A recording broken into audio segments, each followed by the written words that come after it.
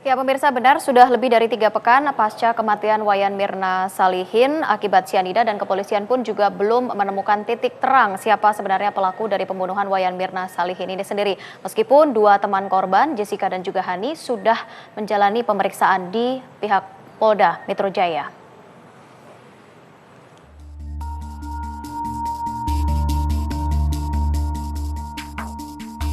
Tak pernah ada yang menyangka pertemanan Wayan Mirna Salihin dan Jessica Kumala Wangso berakhir tragis. Berteman sejak sekolah menengah atas, pertemanan Jessica Mirna berlanjut hingga perguruan tinggi di Australia.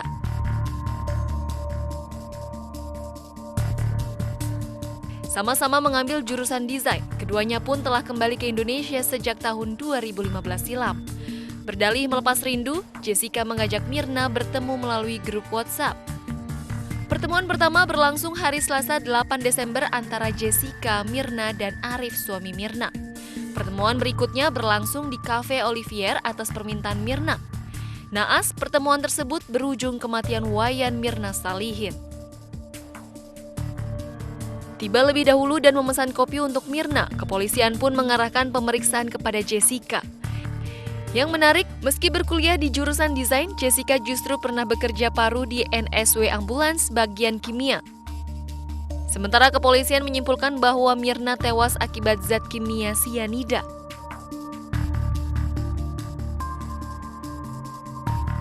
Tak hanya dalam negeri, teka-teki pembunuh Mirna juga menyita perhatian media Australia.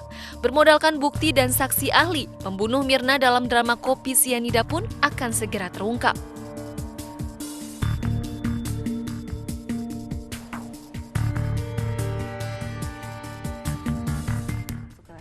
Oke. Saya bilang booking buat 4 orang. Oke, Anda reserve. Oke. Iya. Jessica. Peristiwa berikutnya saya kurang begitu ingat ya, kayak ngomong yang basa-basi aja lah, kayaknya lu apa kabar gini-gini. Lalu si Mirnanya melihat kan itu ada kopi gitu kan, terus dia bilang aja, oh ini Vietnamese ice coffee, oh iya.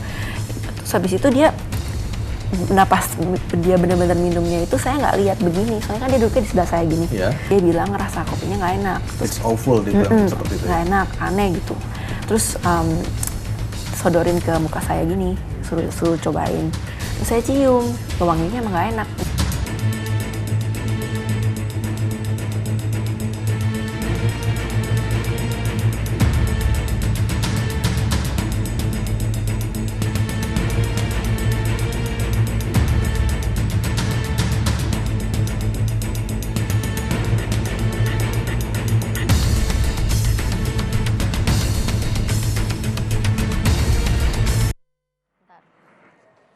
Ya, kita sudah lihat pemirsa seperti apa kronologis pertemuan dari Jessica, Hani, dan juga almarhum Wayan Mirna Salihin di salah satu kafe di Grand Indonesia. Saya kembali ke Mbak Dewi terlebih dahulu. Mbak Dewi, kalau tadi kita kembali melihat ada perbedaan karakter begitu yang ditampilkan antara kedua teman almarhum di sini.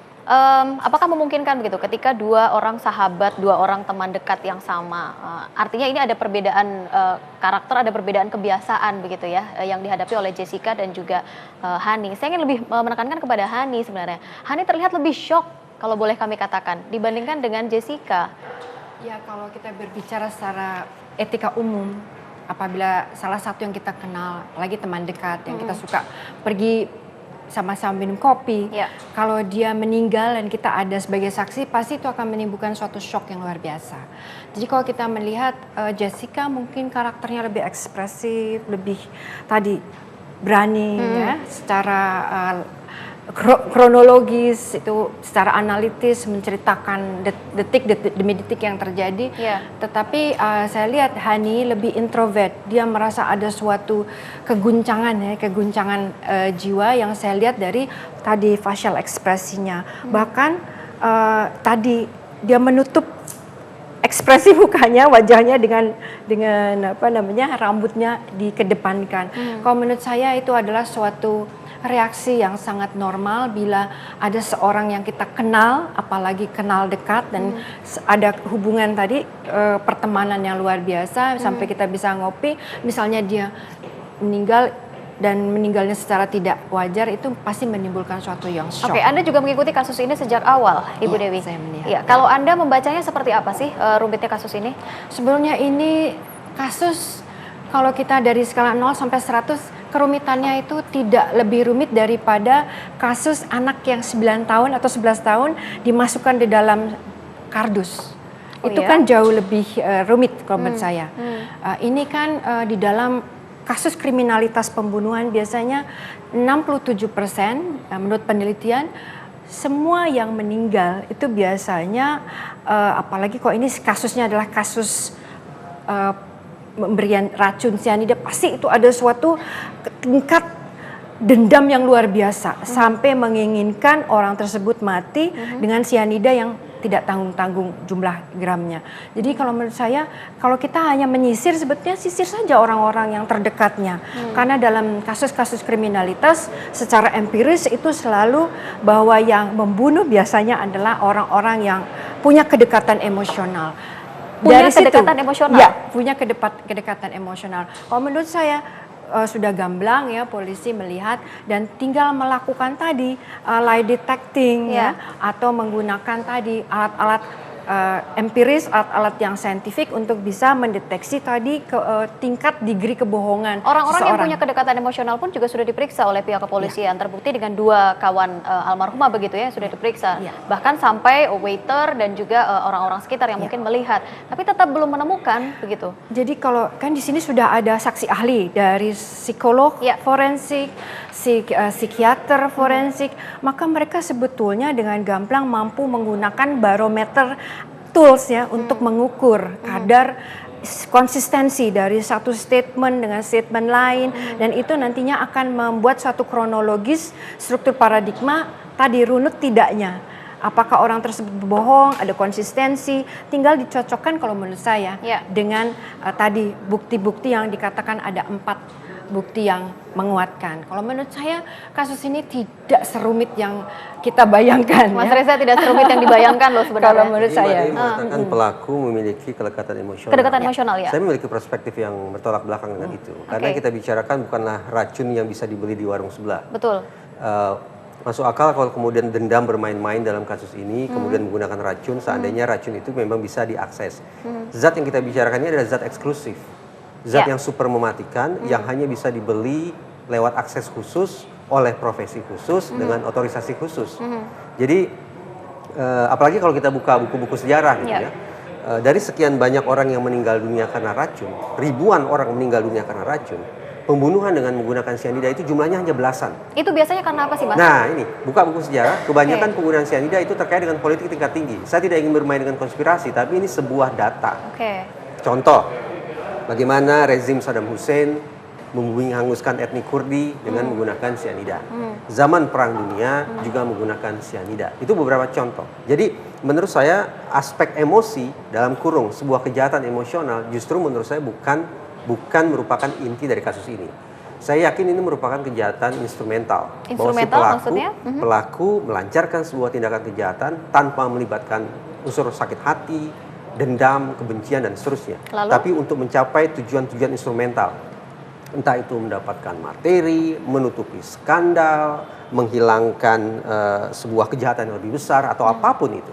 Tapi intisari yang ingin saya katakan adalah, kalau ini kita anggap sebagai sebuah pembunuhan, tidak ada permainan emosi di dalam kasus ini, dan lebih mendasar lagi, sebagaimana pernah kita perbincangkan, saya cukup kuat dugaan saya bahwa ini adalah pembunuhan tapi salah sasaran. Oke, saya agak tertarik dengan pembunuhan salah sasaran ini. Boleh Mas Reza berikan secara detail kembali apa yang menjadi dasar alasan Anda mengatakan ini salah sasaran sebenarnya? Untuk sampai pada sebuah dugaan kuat bahwa ini adalah pembunuhan salah sasaran, mari kita bandingkan antara alat kejahatan dan korban. Nah, kita harus berani berasumsi ini sebuah pembunuhan terencana, berarti si pelaku adalah orang yang rasional. Apa makna rasional? Harus bermain kalkulator di dalam kepalanya. Untuk mencapai sebuah tujuan kejahatan, dia harus menggunakan sebuah alat atau instrumen kejahatan yang paling efisien. Sehingga terjadi keseimbangan antara tujuan kejahatan dan sarana atau modal untuk melancarkan kejahatan tersebut. Kita lihat dari alat kejahatannya. Apa? Tadi sudah saya utarakan, zat yang eksklusif namanya sianida. Tambah lagi, takarannya luar biasa, 15 gram. Zat eksklusif dengan efek mematikan semacam itu tidak sebanding dengan status sosial korbannya. Siapa M ini? Saya tidak mengatakan M ini orang apa sih, tidak begitu. Tapi yang saya katakan, status sosial korban menurut saya sama dengan saya. Orang biasa. Tidak pernah terlibat skandal, tidak menempati posisi strategis, tidak punya musuh. Bukan orang yang punya kekuasaan besar begitu? Bukan punya kekuasaan yang kemudian harus dimatikan dengan menggunakan zat eksklusif dengan takaran 15 gram yang namanya cyanida. Ketidakseimbangan antara instrumen kejahatan dengan status sosial korban, inilah yang membuat saya berpikiran bahwa ini bukan ini yang disasar. Apalagi tadi sudah juga saya utarakan, cyanida sangat jarang digunakan untuk membunuh. Cyanida lebih sering digunakan untuk bunuh diri. Tapi jangan sampai menginspirasi penonton, saya ingin tegaskan itu. Cyanida lebih sering dipakai untuk bunuh diri, jumlahnya pun sangat kecil. Dari ribuan kasus meninggal karena racun, bunuh diri karena cyanida hanya belasan. Jauh sekali kan selisihnya. Lebih sedikit lagi adalah pembunuhan dengan menggunakan cyanida. Jadi si pelaku ini memang memilih betul-betul secara seksama hingga sampai sebuah keputusan kita gunakan cyanida sebesar 15 gram. Dahsyat sekali. Kita harus bikin orang ini meninggal saat itu juga tanpa sempat dievakuasi. Tapi ternyata diminum oleh orang yang salah pada waktu yang salah di tempat yang salah. Karena apakah memang salah memberikan minuman tersebut dari si pelayan? Apapun itu, yang jelas menurut dugaan saya berdasarkan logika yang tadi saya utarakan, M bukanlah pihak yang sungguh-sungguh disasar dalam sebuah Tapi kalau dalam CCTV tidak nampak loh orang-orang yang memang punya kuasa besar dan juga atau mungkin orang yang cukup dikenal dari begitu. Dari mana? Sekarang saya tanya, dari mana Mbak Rizka tahu tentang itu? Karena pihak kepolisian juga tidak pernah menyatakan Apakah begitu pihak bahwa kepolisian pernah mengatakan tidak ada orang terkenal di CCTV, di rekaman CCTV? Saya yakin tidak pernah kepolisian mengatakan itu. Oke, artinya masih ada kesempatan begitu ya kalau Jelas. memang. Nah, berarti tantangan terbesarnya adalah satu, keluar dari sebuah teori usang. Keluar dari logika yang ada oleh kita bahwa selama ini. Pelaku tidak ada di satu meja, satu. Dan yang kedua, keluar dari sebuah dugaan yang sudah sangat kuat bahwa ini pembunuhan terencana yang tepat pada sasaran. Geser menjadi pembunuhan terencana tapi sangat gagal dalam taraf pelaksanaan. Oke, baik. Saya coba ke Mas Alf terlebih dahulu. Ada sebuah gambar yang diciptakan. Mas Alf, boleh terjemahkan kepada saya apa sebenarnya yang Anda coba gambarkan di sini? Yang saya tangkap dari narasumber tadi bahwa kopi ini hanya digunakan sebagai medium. Ya, sebagai media. Bisa saja korban tidak meminum di situ atau di luar, bisa saja korban diracun di luar, tapi meninggal di tempat itu. Jadi yang saya tangkap bahwa ada orang di luar yang ada orang di luar bidang ini yang menginginkan kematian korban. Dan dia sampai sekarang masih tersenyum. Sampai sekarang masih tersenyum? Sampai sekarang masih tersenyum. Oke, ada satu perkataan yang saya ingat dari seorang Krisnamukti begitu ya. Kalau saya terlalu gamblang menceritakan kepada Anda, kawan-kawan media, bukan tidak mungkin loh orang yang sekarang ini sedang deg-degan menyaksikan saya berbicara di sini. Itu satu kata yang saya ingat dari Krisnamukti. Kita masih akan kembali pemirsa untuk membahas lebih lanjut terkait dengan benang kusut kopi beracun saat lagi di Top 2 News.